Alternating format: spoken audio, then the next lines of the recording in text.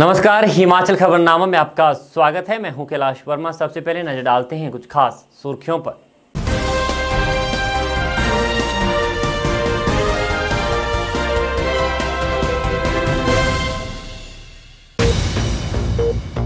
मुख्यमंत्री जयराम ठाकुर ने मलाना गांव में आगजनी घटना पर शोक किया व्यक्त। जिला प्रशासन को घटनास्थल का दौरा कर प्रभावित परिवारों को तुरंत राहत और पुनर्वास उपलब्ध करवाने के दिए निर्देश।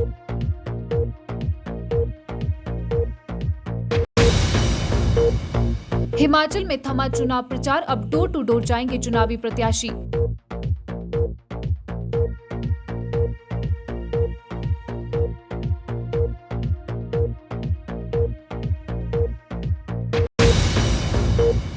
चुनावी प्रचार के अंतिम दिन कांग्रेस और भाजपा दोनों दलों के नेताओं ने चुनावी प्रचार में झोंकी पूरी ताकत।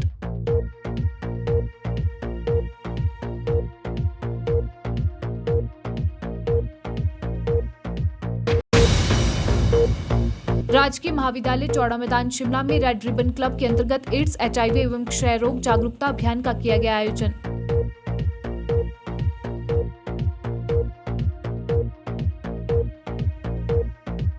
विश्व के सबसे प्राचीन लोकतंत्र कहे जाने वाले कुल्लू जिला के ऐतिहासिक गांव मलाना में आग से काष्ठकुणी शैली के बने 16 मकान जलकर राख हो गए। देर रात करीब 1 बजे धारापीढ़ में एक मकान में आग लगी। इसके बाद आग की लपटों ने साथ लगते दूसरे मकानों को भी अपनी चपेट में ले लिया। देखते ही देखते कुछ घंटों में ही 16 मकान राख का ढेर बन गए। आग से गांव के 150 लोग प्रभावित हुए हैं और करीब 9 करोड़ का नुकसान बताया जा रहा है। गांव तक सड़क सुविधा न होने से तार स्पैन की मदद से आग बुझाने के उपकरण और राहत सामग्री घटनास्थल तक पहुंचाई गई। आग लगने के कारणों का अभी तक पता नहीं चल पाया है। मुख्यमंत्री जयराम ठाकुर ने घटना पर दुख व्यक्त किया है। मुख्यमंत्री ने जिला प्रशासन को घटनास्थल का दौरा कर प्रभावित परिवारों को तुरंत राहत और पुनर्वास सुविधा उपलब्ध करवाने के निर्देश दिए हैं। जिला सोलन के अर्की विधानसभा क्षेत्र में उपचुनाव को जीतने के लिए भाजपा और कांग्रेस कोई कोर कसर नहीं छोड़ रही है। पार्टी प्रत्याशी की जीत सुनिश्चित करने के लिए कांग्रेस और भाजपा दोनों दलों के वरिष्ठ नेता जनता के बीच डटे हैं। उपचुनाव प्रचार के अंतिम दिन बुधवार को कांग्रेस ने अर्की विधानसभा मुख्यालय में जनसभा का आयोजन किया, जिसमें हिमाचल कांग्रेस प्रभारी राजीव शुक्ला और छत्तीसगढ़ के मुख्यमंत्री भूपेश बघेल ने कांग्रेस प्रत्याशी के पक्ष में मतदान करने की जनता से अपील की। इस दौरान कांग्रेस के दिग्गज नेताओं ने केंद्र और प्रदेश की भाजपा सरकार पर जनता को ठगने का आरोप लगाया। उपचुनाव प्रचार के अंतिम दिन बुधवार को कांग्रेस पार्टी द्वारा जिला सोलन के अर्की विधानसभा मुख्यालय में जनसभा का आयोजन किया गया, जिसमें हिमाचल कांग्रेस प्रभारी राजीव शुक्ला व छत्तीसगढ़ के मुख्यमंत्री भूपेश बघेल ने मुख्य रूप से भाग लिया। इस दौरान दोनों कांग्रेसी नेता केंद्र व प्रदेश सरकार पर जमकर बरसे। जनसभा को संबोधित करते हुए कांग्रेस प्रत्याशी संजय अवस्थी ने कहा कि मैं इस उपचुनावी दौर में सभी पंचायतों व एक नगर पंचायत में गया। मुझे हर जगह विकास दिखा है, लेकिन वह विकास केवल पूर्व विधायक स्वर्गीय धर्मपाल ठाकुर व स्वर्गीय राजा वीरभद्र सिंह द्वारा किया गया था। कांग्रेस प्रदेश प्रभारी राजीव शुक्ला द्वारा विधानसभा क्षेत्र अर्की के कांग्रेस प्रत्याशी संजय अवस्थी को विजय बनाने के लिए उनके हक में वोट डालने की अपील की। उन्होंने कहा कि भाजपा हर क्षेत्र में विकास करवाने में फेल रही है। आज महंगाई इतनी बढ़ गई है कि गरीबों का जीना दूभर हो गया है। कांग्रेस की सरकार के समय रसोई गैस के दाम 450 रुपए थे, लेकिन अब 1050 हो गए हैं। डीजल पेट्रोल के दाम भी आसमान छू रहे हैं। उनके इस विश्वास को कायम करने के लिए मुझे आप सबके विश्वास की जरूरत है, आप सबके आशीर्वाद की जरूरत है, और वो आशीर्वाद मुझे आप वोट के रूप में देंगे, ऐसी उम्मीद, ऐसी आशा से मैं आज आपके समक्ष उपस्थित हुआ हूं। भारतीय जनता पार्टी के 4 वर्ष की जो कार्यकाल सरकार का रहा, आज जिस तरह से वो वादे कर रहे हैं, जिस तरह से वो क्लेम कर रहे हैं कि 4 वर्ष के कार्यकाल में चहुमुखी विकास करवाया,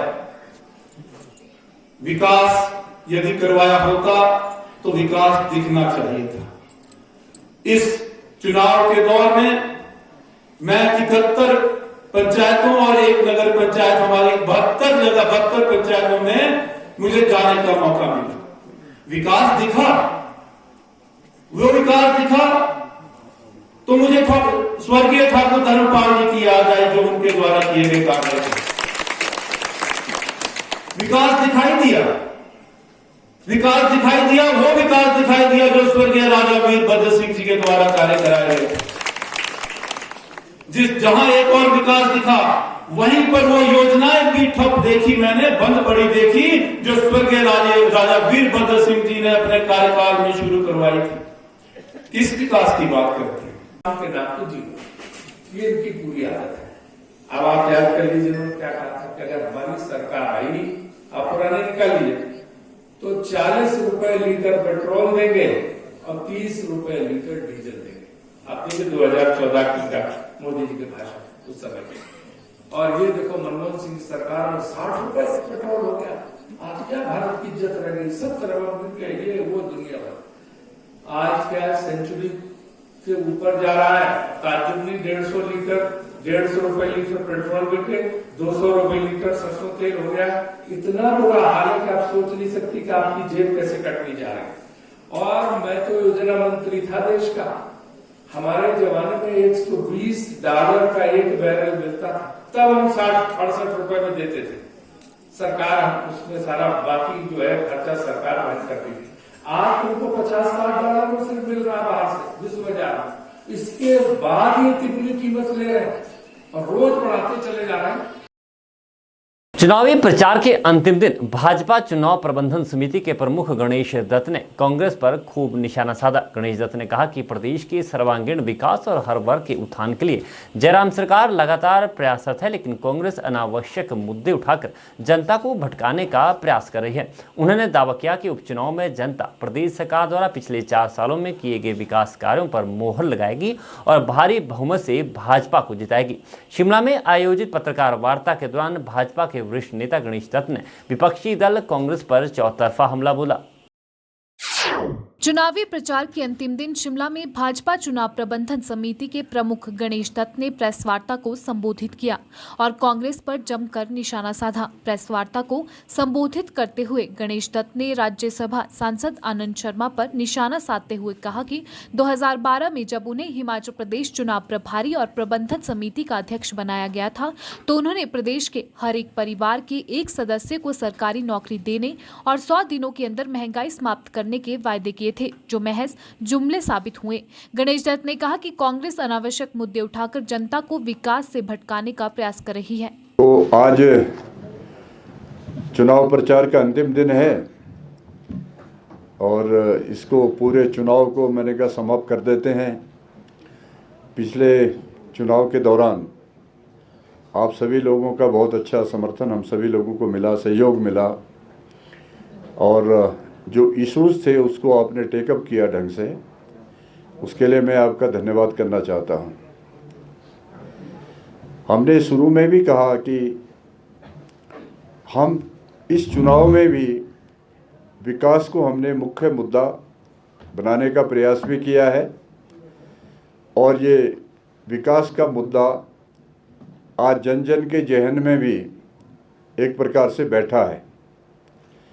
और कांग्रेस पार्टी ने अनावश्यक कई मुद्दे उठाने का प्रयास किया और विकास से लोगों को भटकाने का प्रयास किया, लेकिन हिमाचल प्रदेश की देवतुल्य जनता कांग्रेस पार्टी के क्रियाकलापों को काफ़ी वर्षों से जानती है और उनके जो खोखले दावे थे उनको भी अच्छी तरह से समझती है।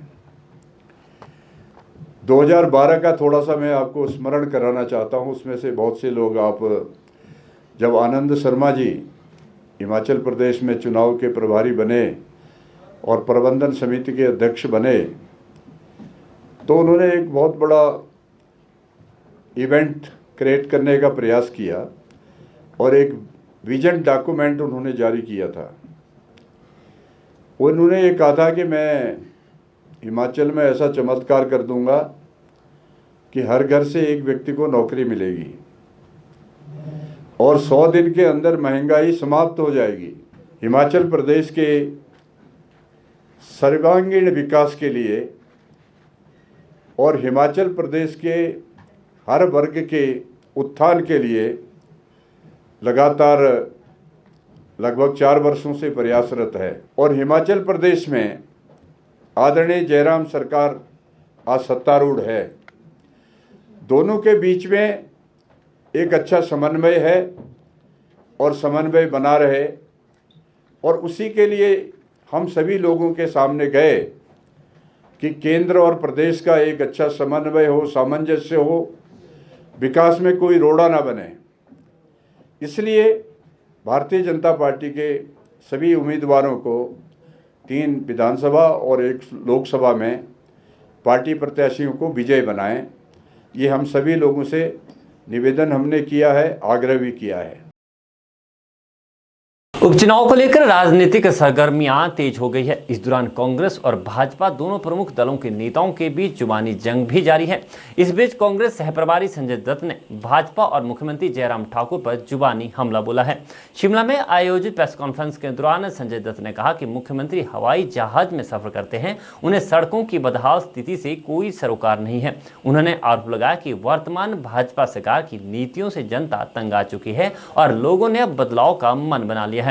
पत्रकार वार्ता के दौरान संजय दत्त ने भाजपा पर चौतरफा हमला बोलते हुए उपचुनाव में चारों सीटों पर कांग्रेस की जीत का दावा किया।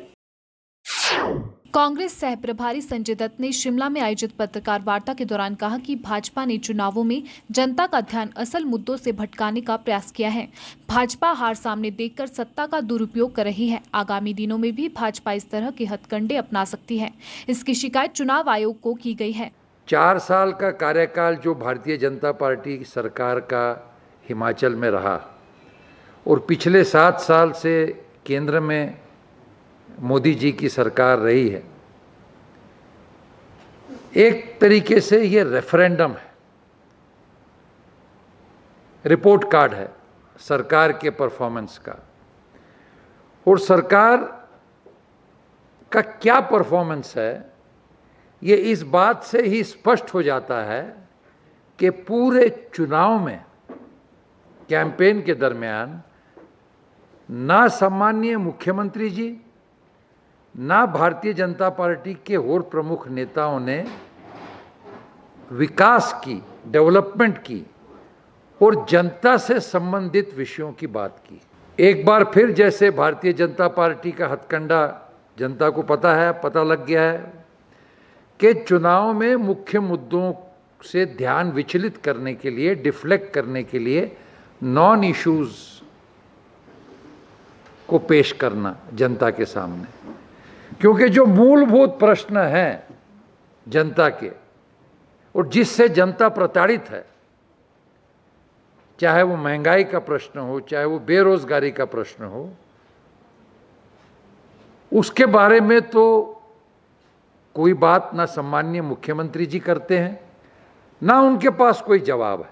और पिछले कुछ दिनों में तो जब ये अब परिस्थिति स्पष्ट होती जा रही है कि भारतीय जनता पार्टी की हार निश्चित है, तो हम देख रहे हैं कि सत्ता का दुरुपयोग, धन बल, और 2 दिन पहले ही रामपुर में रात को शराब बांटते हुए भारतीय जनता पार्टी के पदाधिकारी पकड़े गए। यूं कहिए कि कांग्रेस के कार्यकर्ताओं ने पुलिस को सूचना दे के उनको पकड़ा है। और जगह जगह से हमें ये जानकारी मिल रही है कि अगले 2-3 दिन में इसी प्रकार से जो है भ्रष्ट गतिविधियां करने की भारतीय जनता पार्टी का षड्यंत्र है। इसीलिए कल ही हमारे लीगल सेल के प्रमुख लोगों ने इलेक्शन कमिश्नर से मुलाकात की। मैं भी आपके माध्यम से उनको निवेदन करना चाहता हूं कि ये ऐसी सब हरकतें नहीं होनी चाहिए। पुलिस ने, एडमिनिस्ट्रेशन ने इसके बारे में कड़क जो है भूमिका लेनी चाहिए और फ्री और फेयर इलेक्शंस, जो कि सभी पार्टियों का और जनता का अधिकार है, वो इंश्योर करना चाहिए। भाजपा के नेता और मंत्री सार्वजनिक मंच से ठेकों को उन्हीं लोगों को देने की बात कर रहे हैं जो बीजेपी के विकास को वोट देगा। मंडी में एयरपोर्ट को मुख्यमंत्री ने अपना ड्रीम प्रोजेक्ट बताया था, लेकिन अभी तक जमीन तक नहीं ली गई। लोटस के नाम वाली पार्टी लूट अस बन गई है। दत्त ने कहा कि भाजपा का प्रचार फुल विकास गुल है। उन्होंने कहा कि भाजपा फ्री वैक्सीनेशन जुमला है। बीजेपी के पेट्रोलियम मंत्री ने फ्यूल पर टैक्स को लेकर कहा था कि यह पैसा वैक्सीनेशन पर खर्च किया जाएगा। भाजपा को प्रधानमंत्री मोदी के धन्यवाद और प्रचार के बजाय करदाता का धन्यवाद करना चाहिए। संजय दत्त ने कहा कि भाजपा सरकार कांग्रेस के कामों के फीते काटने का काम कर रही है। रोहतांग टनल की पट्टियों को हटाया गया है, जो आज तक नहीं लगाई गई। उन्होंने कहा कि इन सभी को लेकर जनता इन चुनावों में भाजपा को सबक सिखाएगी। प्रचार फुल, विकास गुल। और अब तो ये हो गया है कि जिस तरीके से जनता को महंगाई की मार पड़ रही है, एक भावना जनता की ये हो गई है कि मोदी सरकार की महंगाई दिवाली से पहले ही जनता का दिवाला नहीं निकाल दे। ये हाल हो गया है। निशान लोटस है, लोटस, लेकिन अब नाम बदल के लूट अस पार्टी रखने की नौबत जो है आ गई है। और ना महंगाई पे बात करते हैं, ना रोजगार पर बात है, ना देश की सुरक्षा पर बात है। जबरदस्ती सुनाई जा रही है मोदी जी की मन की बात, जनता की बात की इनको कोई परवाह नहीं है। और आज हाल क्या है, पेट्रोल की कीमतें जो है 100 पार कर चुकी हैं, डीजल की कीमतें 100 छू रही हैं। तो ये आज जनता पूछ रही है कि इन चीज़ों के बारे में मुख्यमंत्री जी क्यों नहीं बात कर रहे। और जनता का ध्यान डिफ्लेक्ट करने के लिए एक उदाहरण मैं देना चाहता हूं। अभी इन्होंने शुरू कर दिया है कि 100 करोड़ वैक्सीनेशन लग गए मुफ्त में, उसका प्रचार शुरू कर दिया है। और पूरे देश में जो है, पूरे हिमाचल में बैनर्स लगाए जा रहे हैं, पोस्टर्स लगाए जा रहे हैं मोदी जी को धन्यवाद देने के।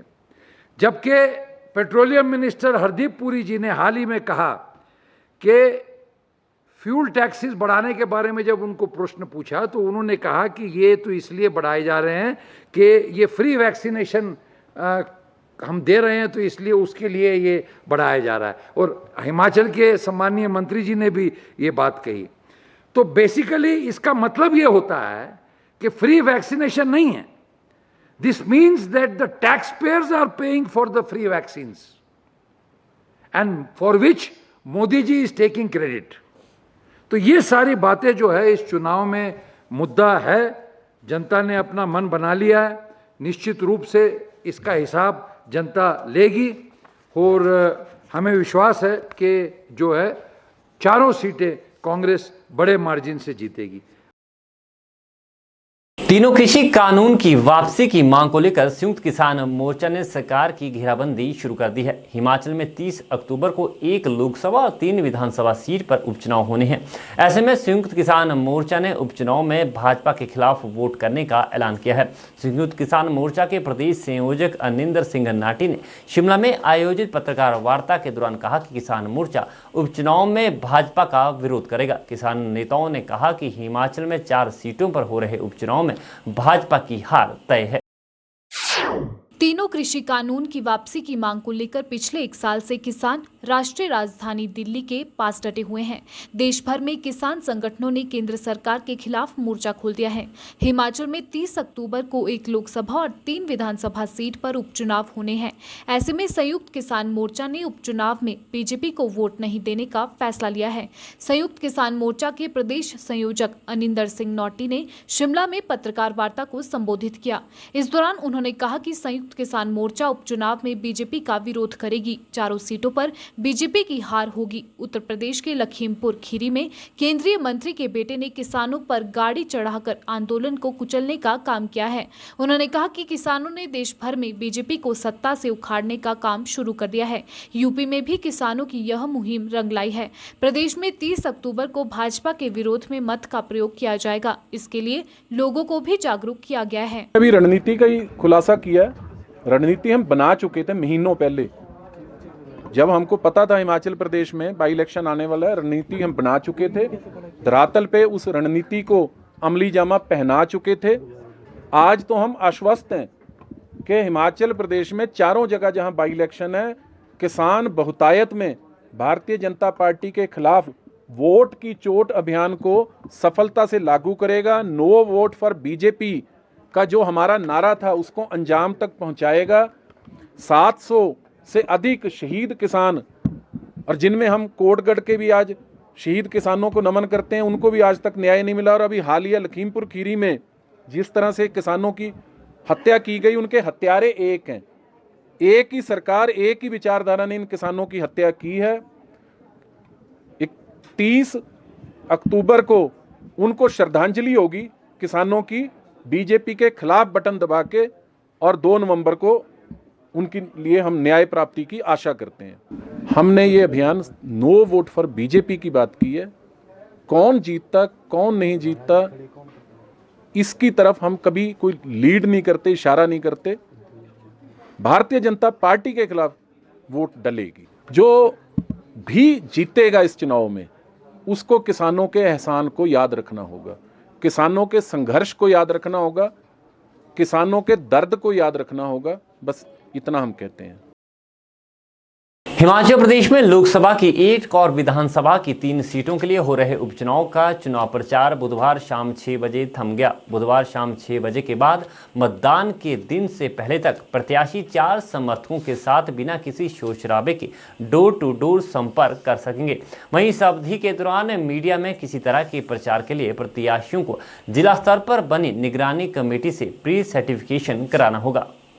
शिमला के परिमहल स्थित स्वास्थ्य एवं परिवार कल्याण विभाग के प्रशिक्षण केंद्र में हिमाचल प्रदेश विज्ञान प्रौद्योगिकी और पर्यावरण परिषद और पंजाब राज्य विज्ञान परिषद के संयुक्त तत्वावधान में ज्योमेट्रिक थ्योरम 3 दिवसीय कार्यशाला का आयोजन किया जा रहा है। कार्यशाला में राष्ट्रीय पुरस्कार विजेता गुरमीत सिंह ने बतौर मुख्य अतिथि शिरकत की। इस कार्यशाला में 11 जिलों के लगभग 30 गणित शिक्षक हिस्सा ले रहे हैं।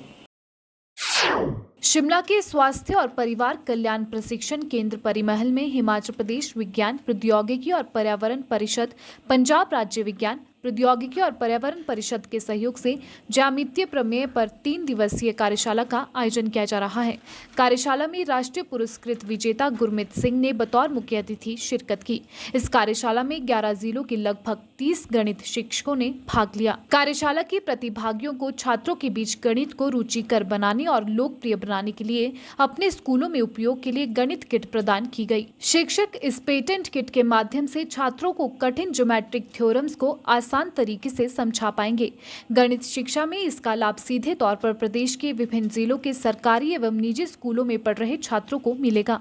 यहाँ हम हिमाचल प्रदेश में visual explanation of geometrical theorems की नेशनल वर्कशॉप कंडक्ट करवा रहे हैं।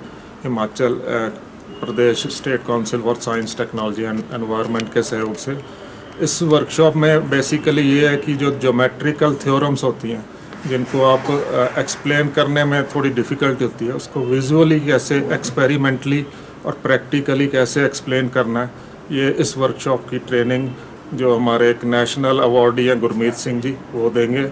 उसमें ऑलमोस्ट 6 to 10 क्लास का जो 90% ज्योमेट्री का सिलेबस होता है वो पूरा कवर होगा। और हर थ्योरम, जितनी 14 से ज़्यादा थ्योरम्स हैं जिनको उन्होंने किट बनाई है, उसके थ्रू वो एक्सप्लेन करेंगे। और बेसिकली जो पार्टिसिपेंट्स हैं वो खुद अपने हाथों से वो सारी किट असेंबल करेंगे ताकि वो ज़्यादा से ज़्यादा प्रैक्टिकली वो बच्चों को एक्सप्लेन कर सकें ज्योमेट्रिकल थ्योरम्स।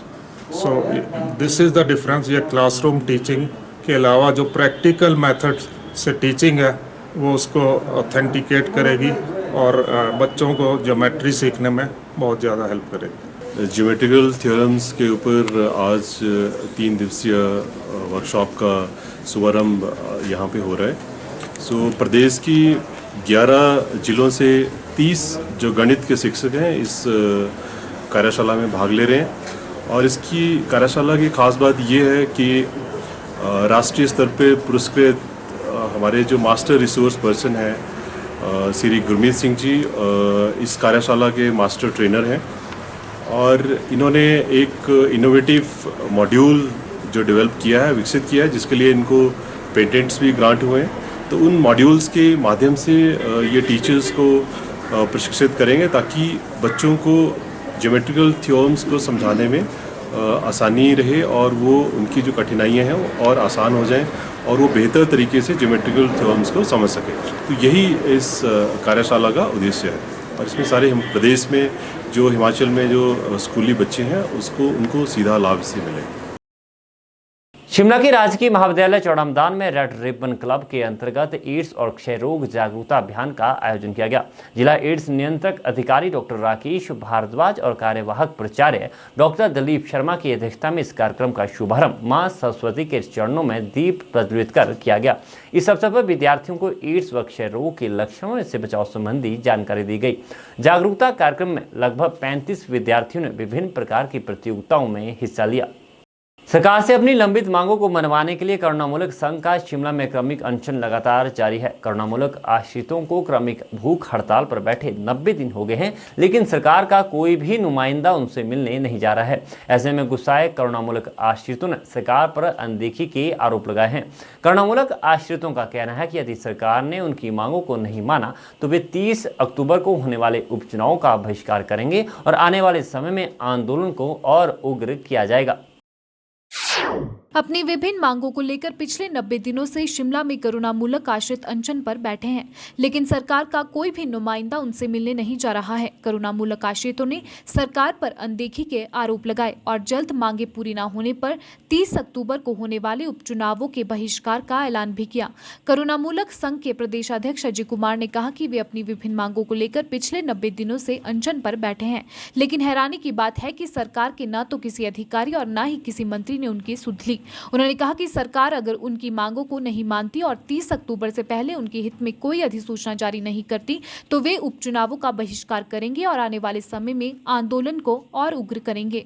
आज जो करुणामूलक संघ हिमाचल प्रदेश द्वारा 30 जुलाई से एक अनशन किया जा रहा है, क्रमिक भूख हड़ताल, इसका आज 90 दिन जो है कंप्लीट हो चुके हैं, जबकि प्रदेश सरकार के द्वारा जो है अभी तक हमारा हाल चाल ना ही पूछा गया है, ना ही किसी मंत्री विधायक या फिर किसी जो प्रशासनिक अधिकारी को हमारे यहाँ सूझबूझ लेने के लिए भेजा गया है। अभी 30 तारीख को आगामी उपचुनाव होने जा रहे हैं, जबकि करुणामूलक संघ हिमाचल प्रदेश ने जो प्रदेश भर के 4500 परिवार हैं उन्होंने अब एक मुश्त निर्णय लिया है कि अब हम नोटा की तरफ नहीं जाएंगे बल्कि वोट की चोट के माध्यम से जो है प्रदेश सरकार को जवाब देंगे, क्योंकि 4.25 साल अगर इस भाजपा सरकार के मतलब देखे जाएँ तो 4.25 साल में जो है इन परिवारों को एक जो ठगा गया था 2017 में, उसके बावजूद भी इन परिवारों को जो है एक मुश्त राहत नहीं दी गई है। जबकि 2017 में इलेक्शन जब हुए थे तो 4500 परिवारों के साथ जो है एक वायदा हुआ था कि इन परिवारों को एक मुश्त वन टाइम सेटलमेंट के तहत नौकरियां दी जाएंगी,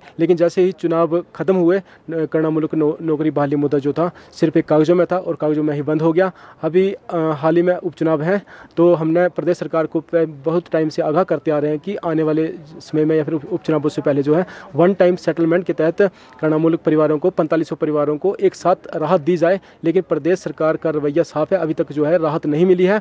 तो माननीय मुख्यमंत्री से आग्रह करेंगे कि 30 जुलाई से पहले अभी भी समय है, चुनाव इलेक्शन कमीशन से परमिशन लेकर एक नोटिफिकेशन जारी कर दीजिए ताकि इन परिवारों को वन टाइम सेटलमेंट के तहत एक मुश्त राहत मिल सके। अन्यथा आने वाले समय में जो 30 तारीख को 3 विधानसभा क्षेत्र और एक लोकसभा क्षेत्र में चुनाव होने जा रहे हैं, उसमें हम वोट की चोट के माध्यम से प्रदेश सरकार को जवाब दिया जाएगा। उस दिन माननीय राम सुभाग सिंह जी ने जो मुख्य सचिव हैं, वित्त सचिव हैं, उन्होंने हमें आश्वासन दिया था कि उपचुनावों के बाद जो है करुणामूलक विषय पर चर्चा होगी और एक जो है मतलब कुछ ना कुछ निर्णय लिया जाएगा। लेकिन जैसे ही उपचुनाव आते हैं, जैसे कि हमें पहले भी ठगा गया है, जैसे उपचुनाव जो भी 2017 के चुनाव थे उस टाइम हमारे साथ वायदा हुआ था कि 2017 में हमें जो है वोटों के माध्यम से भाजपा सरकार को लाइए और हम जो है वन टाइम सेटलमेंट के तहत जो है एक मुश्त राहत देंगे। जैसे ही प्रदेश में भाजपा की सरकार आई, करुणामूलक को वन टाइम सेटलमेंट क्या देने की बात कहीं तो ना ही वन टाइम सेटलमेंट मिली और एक ये मुद्दा जो है कागजों में रह गया और फाइल में क्लोज कर दिया गया। हिमाचल खबरनामा के संग इतना ही। नमस्कार।